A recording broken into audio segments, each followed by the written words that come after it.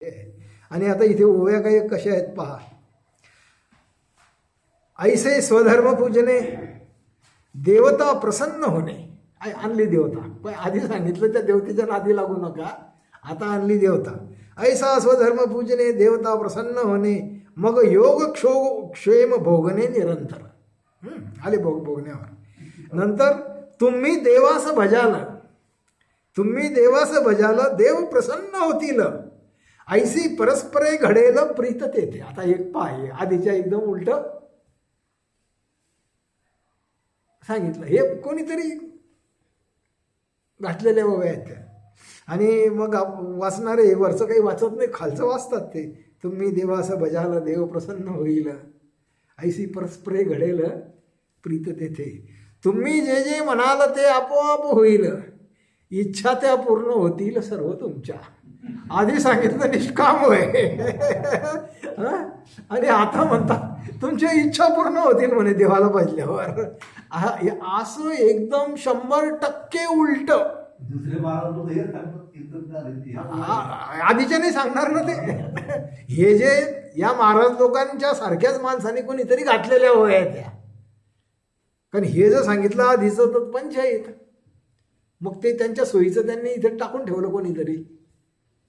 आणि मग तुम्ही जे जे म्हणाल ते आपोआप होईल. इच्छा त्या पूर्ण होतील सर्व तुमच्या.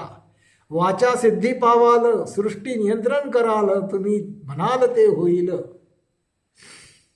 जैसे वसंत तो येता, फळा फुलांची विपुलता प्रकटता, ती सुंदरता सर्व दूर. तैसे सर्व सुखासहित भाग्य ते मूर्तिमंत येईल तुम्हाला शोधत तुमच्या पाठी. तुमचं भाग्य येईल म्हणे, तुम्हाला सगळं जे पाहिजे ते मिळेल. ऐसे सर्व सुखयुक्त व्हाल तुम्ही दुःखमुक्त, जर निष्काम कर्म आचरत वर्ताल तुम्ही. आता पुन्हा इथे असं उलट सुलट आहे सगळं.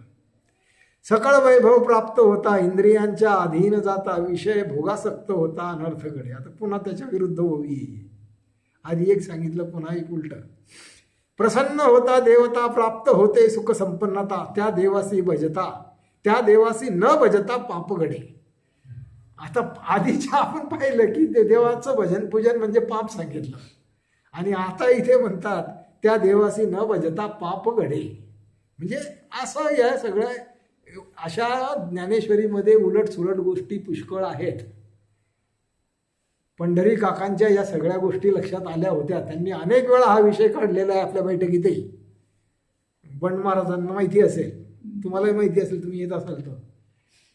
पंढरी काका म्हणायचे नेहमी घे असं कसं म्हणे, एका ठिकाणी एक असं म्हणतात म्हणे, एका ठिकाणी दुसरं असं म्हणतात म्हणे, आपण समजा तरी काय म्हणे. असं पंढरी काकांनी 2-4 वेळा विषय काढलेला आहे माहिती आहे का. कारण समजणाऱ्या माणसाला ते समजतं ना, हे काय इथे एक सांगता, इथे एक सांगता, इथे एक सांगता, हे असं कसं. तर ते माऊलीचं काम नाही आहे. ते आपल्यासारख्याचं घुसळून द्यायचं काहीतरी. जे पाहिजे आपल्याला, जे पाहिजे ते घुसळून दिलं. आणि म्हणून विरोधाभास झाला की नाही. एका ठिकाणी एक, दुसऱ्या ठिकाणी दुसरं. प्रसन्न होता देवता, प्राप्त होते सुख संपन्नता, त्या देवासी न भजता पाप घडे. न करणे यज्ञ हवन, न करणे देवता पूजन, ब्राह्मणा न देणे भोजन अहितकारी. आता आलं की नाही. ब्राह्मणाला भोजन नाही दिलं तर अहितकारी म्हणे. म्हणजे त्यांची सोय सगळी तुम्ही करा. म्हणजे यज्ञ हवन नाही केलं, देवतेचं पूजन नाही केलं, ब्राह्मणाला जेवण नाही दिलं तर ते पाप. आले तर त्यांच्या शिकवणीवर. अतिथीचा आदर न करता गुरु भक्तीस विन्मुख होता, बांधवा संतोष देता पाप घडे. गुरु भक्ती सोडली, गुरुची भक्ती सोडली की पाप घडलं. म्हणजे धरा, कोणाची तरी पाय धरा, म्हणजे गुलामी शिकवली, गुलाम व्हा कोणाची तरी. जे वरून ऑर्डर येईल काहीतरी, जशी ऑर्डर आली तसं वागा. मग ते सांगतात हे करू नका, असं करू नका, हे करा, ते करा. सगळं अध्यात्म म्हणजे काय असंच आहे. तुम्हाला आज्ञा आहे सगळ्या की असं असं असं केलं तर पाप, असं असं केलं तर पुण्य, आणि करा ते. असं सगळं एक धर्म म्हणजे याला असाच धर्म असतो.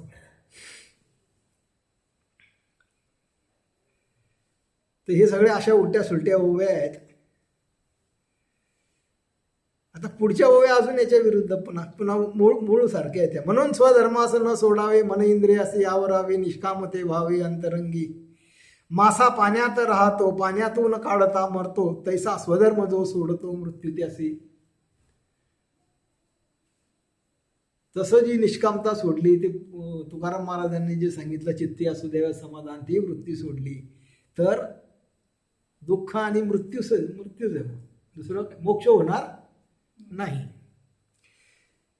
म्हणून तुम्ही समस्त स्वधर्मी राहावे, रत निष्काम कर्मी होत मुक्त व्हावे. आपल्या मनास पहावे, सदैव निर्विकल्प राहावे, निष्काम कर्म करावे सदोदित. आपले दुर्गुण पहावे, गुण ते वाढवावे, दोष ते त्यागावे क्षणोक्षणी. जगणे ऐसेच उचित, मुक्तीची हीच असे बारित, निष्काम ते होत मुक्त व्हावे. पुन्हा ज्ञानमार्गच आहे हा सगळा, काही नाही. बस ठेवले अनंत तैसेची राहावे आणि समाधान ठेवायचं मनामध्ये. काय चांगलं म्हणायचं नाही, वाईट म्हणायचं नाही आणि जगत राहायचं आपण छानपैकी. आणि जर आपण चांगलं वाईटच म्हटलं नाही तर आपल्याला दुःख होत नाही बरं. आपण काय केलं, कल्पना केलेली आहे, असं असं झालं की वाईट, म्हणून आपल्याला तसं झालं की वाईट वाटतं. हे सगळे आपल्या कल्पनांचे खेळ आहे. हे जे सगळे समाजाचे नियम आहेत, हे आहेत, या सगळ्या कल्पना आहेत. आणि आपल्याला म्हणजे तुम्हाला कदाचित माहिती नसेल की आपल्या ज्या काही कल्पना आहेत त्याच्या एकदम विरुद्ध कल्पनांमध्ये जगणारे पण लोक आहेत.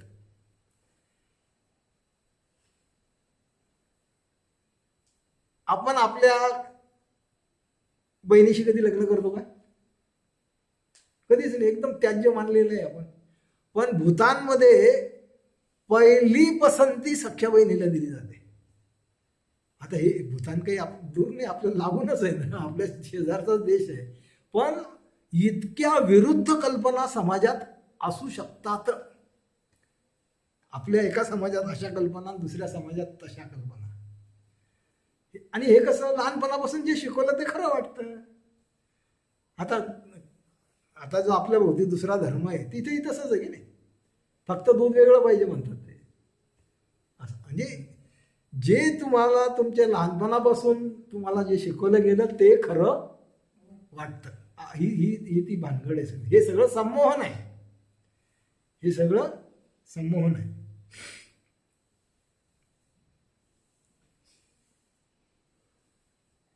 ऐसे निष्कामपणे जगता संपते दुःखदैन्यता, प्रकटते ती शांतता अंतरी त्याच्या. निष्काम होता मती सर्व दोष ते सरती, मग तयाच्या चित्ती प्रकटे आत्मतत्व.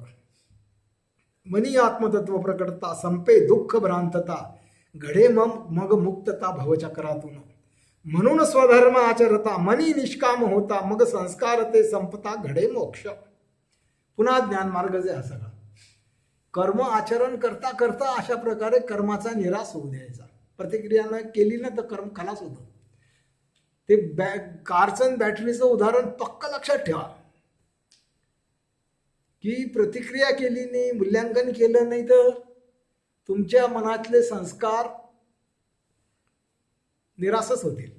आपण काय करतो, त्यांना नेहमी नेहमी उजाळा देतो, तसंच वागतो, मग ते होतात बळकट, बॅटरी होते चार्ज. आणि म्हणून रोज तुमच्या कानावर कधी एकच गोष्ट टाकली ना की ती तुम्हाला खरी वाटायला लागते. आणि नेमकं हे कडवे धार्मिक लोक तयार करायची ही पद्धत आहे. लहानपणापासूनच त्यांच्या कानावर काही टाकलं जातं आणि मग ते कडवे बनतात, एकदम कडवे. मग ते कोणत्याही धर्माचे, सगळ्या धर्मांमध्ये कडवे लोक आहेत. काही अमुकच धर्मात कडवे लोक आहे अशातला भाग नाही.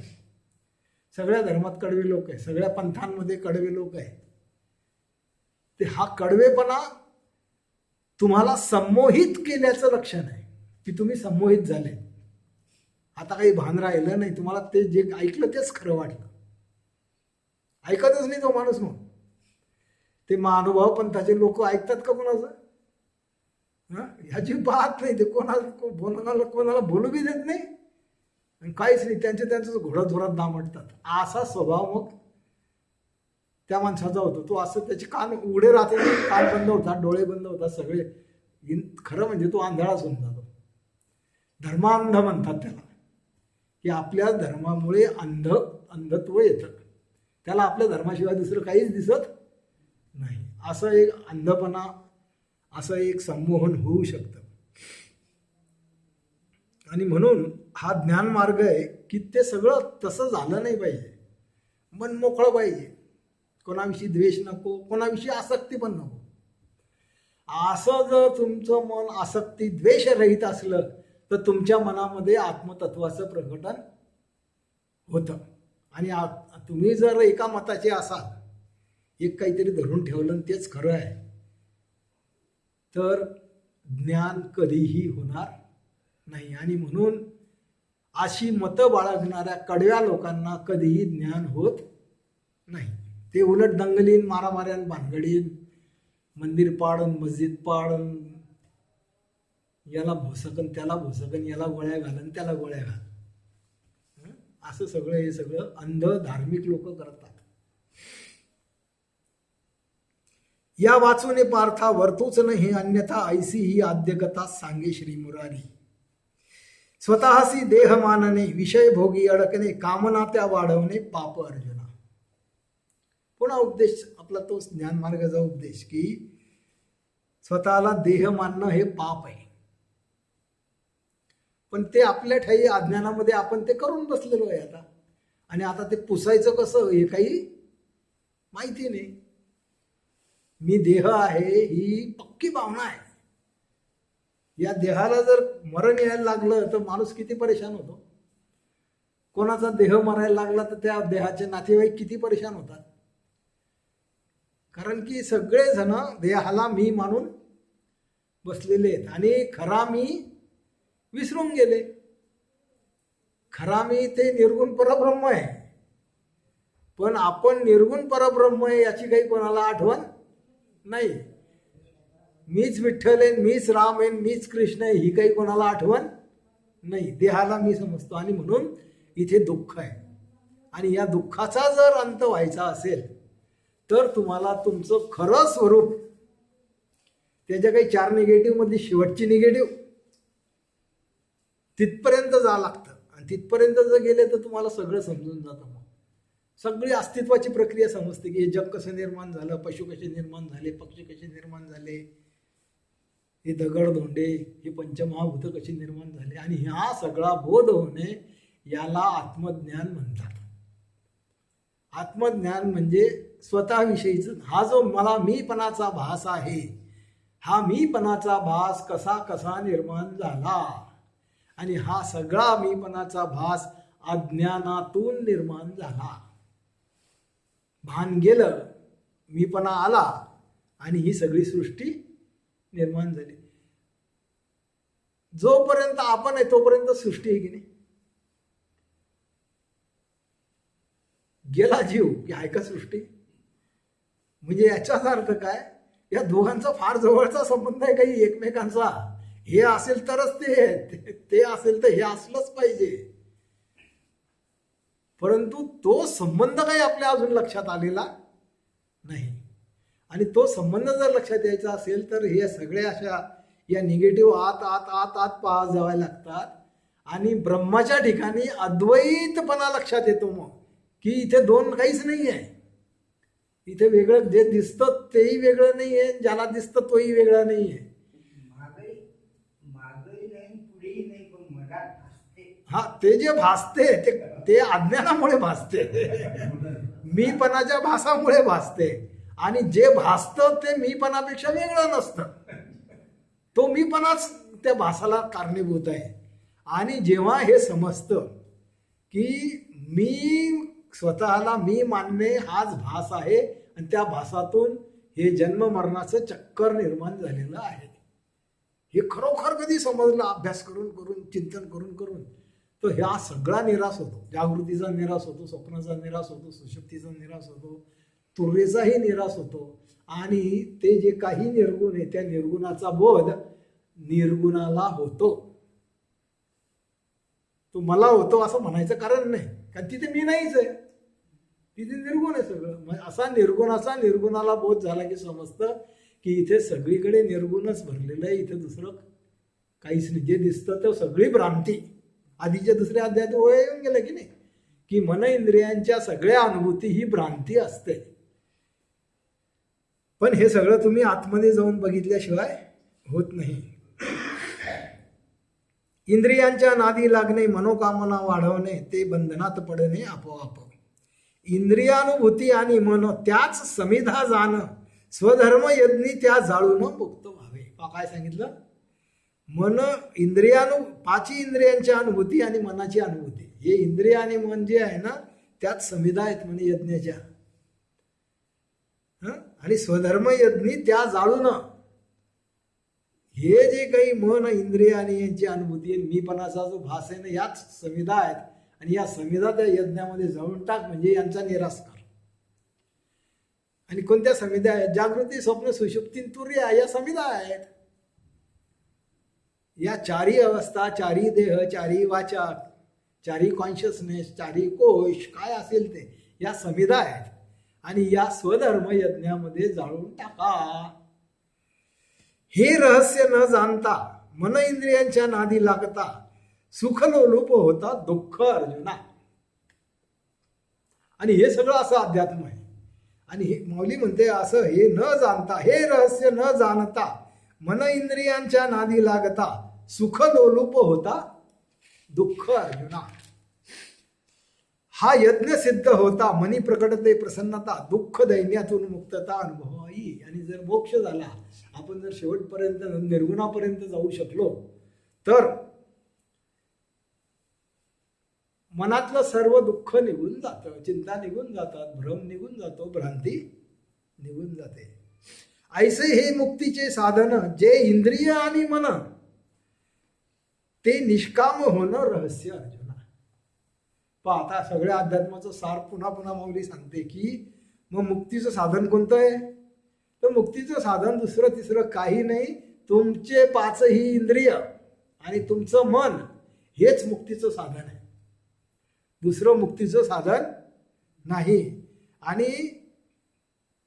इंद्रिय तरी मी म्हणतो इंद्रिय काही करत नाही, फक्त खरा जर कोणी गुन्हेगार असेल तर ते मन आहे. आणि म्हणून फक्त मन निष्काम झालं रे झालं की संपलं सगळं. आणि म्हणून पूर्ण ज्ञानेश्वरीचा सार जर काही असेल तर ती निष्कामता आहे. पण आपला अध्यात्म निष्कामता सोडून सकामता आलेली आहे. म्हणजे आपण सगळे ज्ञानेश्वरीच्या विरुद्ध वागतो. आपलं असंच आहे ना, माऊली माऊली माऊली माऊली म्हणायचं, ज्ञानेश्वरीचे पारायण करायचे आणि प्रत्यक्ष आचरण विरुद्ध करायचं. पण हे भान ज्या ज्या लोकांना आलं, ज्या संतांना हे भान आलं, ते बरोबर त्या मार्गाला लागले आणि त्यांना सर्व बोध आपोआप झाला. ऐसे हे मुक्तीचे साधन, जे इंद्रिय आणि मन निष्कामते होणं रहस्य अर्जुना. सकामता वाढवता, संस्कार ते वाढता, भवचक्री अडकता दुःख अर्जुना. कामना कारणे जन्मने, जन्माकारणे कर्म करणे, म्हणून निष्काम होणे मुक्ती अर्जुना. कामना करून अडकून जातो माणूस, निष्काम होऊन सुटून जातो. कर्म उद्भवले ब्रह्मातून, ब्रह्म परम चैतन्यातून, म्हणून कर्म ब्रह्म चैतन्य एक अर्जुना. आता हे जे काही सृष्टी म्हणजे हे कर्मच आहे की नाही. आता ही कुठून उगवली? ही स्वप्नातून उगवली, ही सुषुप्तीतून उगवली, ही तुर्यातून उगवली, ही त्या खरं अधिष्ठान त्याचं ते निर्गुण, त्या निर्गुणातून निर्माण झालं. त्या निर्गुणाच्या अधिष्ठानावर सगळं निर्माण झालं की नाही.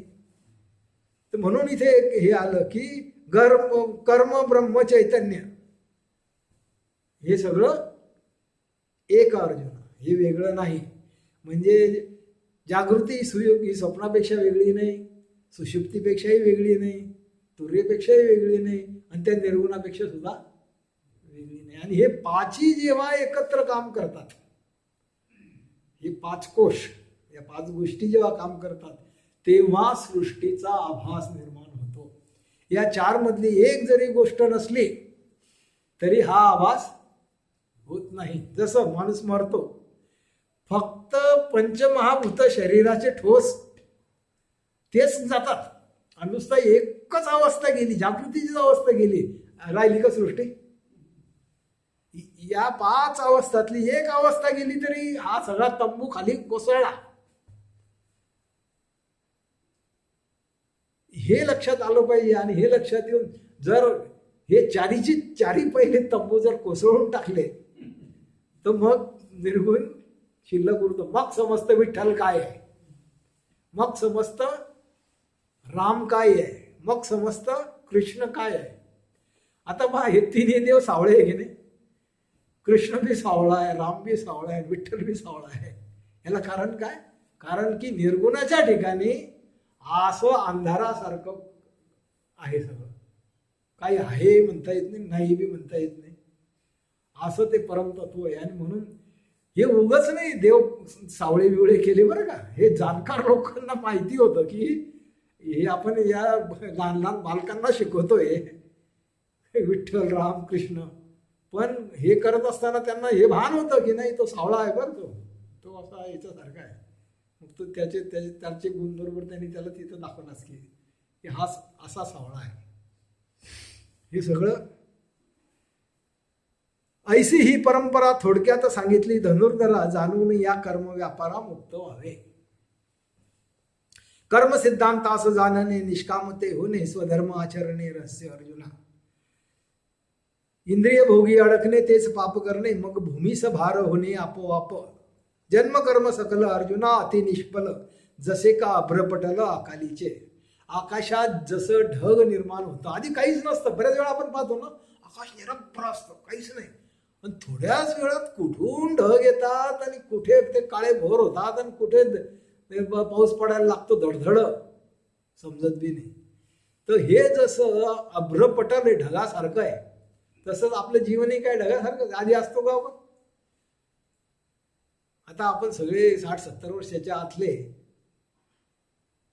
असं समजू की सगळे 75 वर्षाच्या आतले, 75 वर्षाच्या आधी होतो का आपण?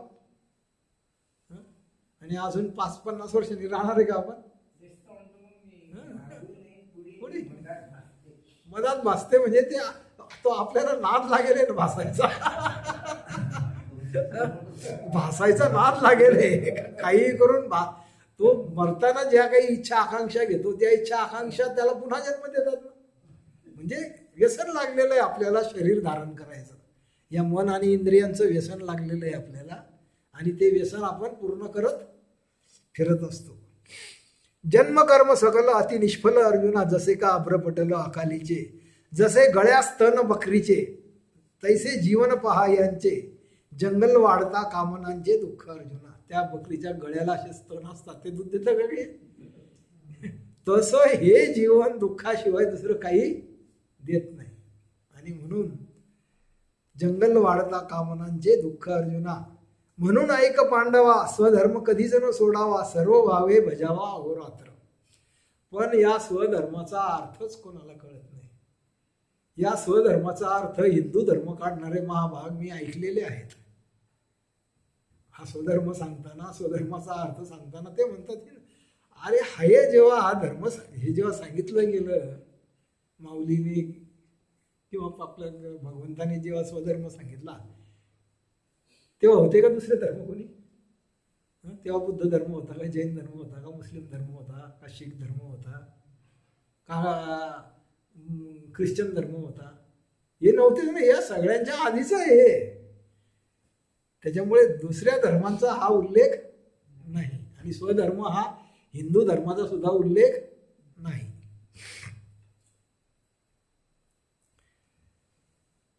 शरीर ते प्राप्त होता ओघानायचं येते कर्म कर्तव्यता. मग या स्वधर्म उचिता का सोडावे.